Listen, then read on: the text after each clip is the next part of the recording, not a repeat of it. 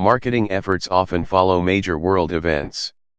This month, we were bombarded with soccer-related ads that tied themselves in some way, however cliché, to the 2018 FIFA World Cup. Sifting through the commercials and ads caricaturing soccer culture, one advertisement from the personal genomics testing site 23andMe caught my eye. Root for your roots, celebrate summer's biggest sporting event by exploring your connections to the world. The United States men's national soccer team did not qualify for the World Cup, thus leaving Americans without a team to cheer for, but indeed this jingle encouraging Americans to root for their roots encapsulates one of core purposes of the burgeoning personal genomics industry, to discover one's genetic background and find out where one's family is from, because here in America not everybody knows. Yet this touches on a deeper cultural issue, Americans' desperate desire for a sense of belonging, a hankering that has become lost in a culture that embodies independence and individualism. 23andMe is one of several at-home genetic testing services that has steadily risen in popularity over the last couple years, along with Ancestry DNA and MyHeritage. 23andMe has an estimated 5 million customers. Andy Kill, a spokesperson for 23andMe, told Salon the United States is its largest market, followed by Canada and the United Kingdom. People take the test for a variety of reasons, both health and ancestry related, Kill explained over email. Some don't know their family background and want to learn where in the world their DNA is from, some may have a general idea about their heritage but are looking to fill gaps, and some may be looking for family members. For those not familiar with these genetic testing kits, here's how 23andMe works.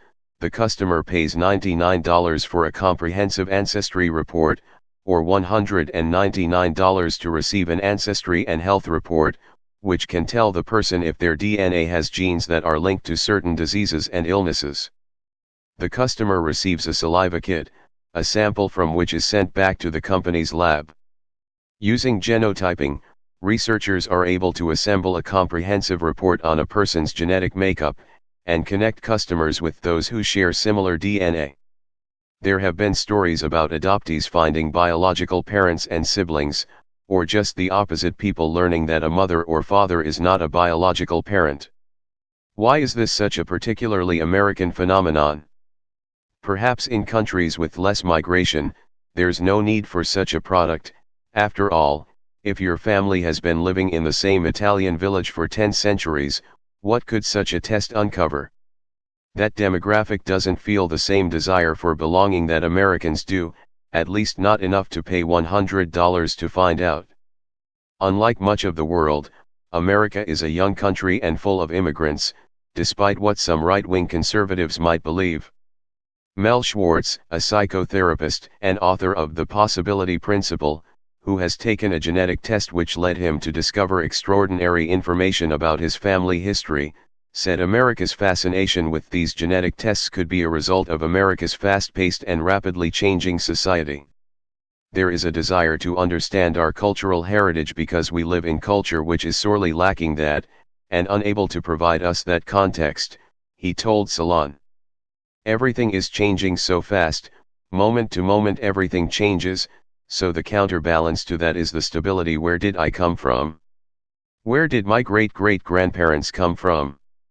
It is the balance to the volatility and fast-moving pace of this world. The rise in popularity could also be linked to the loneliness epidemic in America. In May, research conducted by health insurer Cigna and the market research firm Ipsos claimed that nearly half of Americans report they sometimes or always feel alone. Depression is also reportedly on the rise, especially among young people. Depression and loneliness often coincide, and loneliness is the consequence of lacking strong social connection, which inherently is family.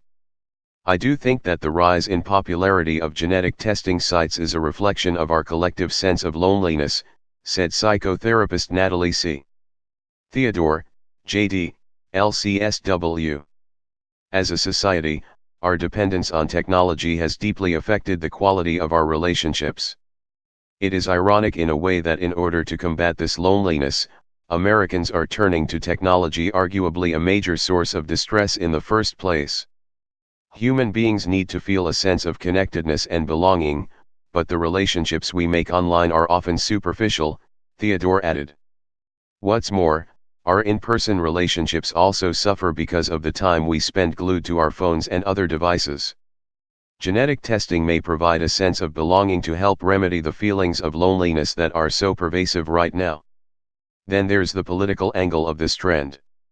While speculative, it could be this desire to know who we are, and where we come from, that has led to the rise in right-wing nationalism in America, epitomized in the current administration. As The Economist once eloquently explained, nationalism is a slippery concept. At its best, it unites the country around common values to accomplish things that people could never manage alone.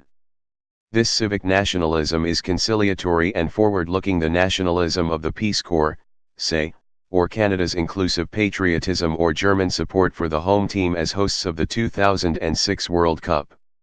Civic nationalism appeals to universal values, such as freedom and equality.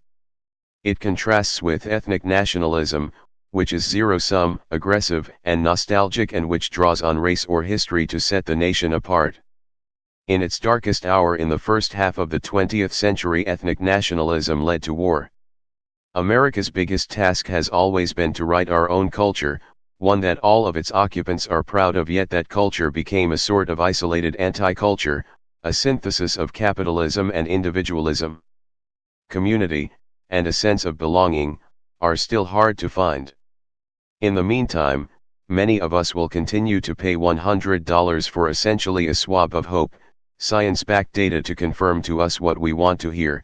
We aren't obligated to inherit this political mess.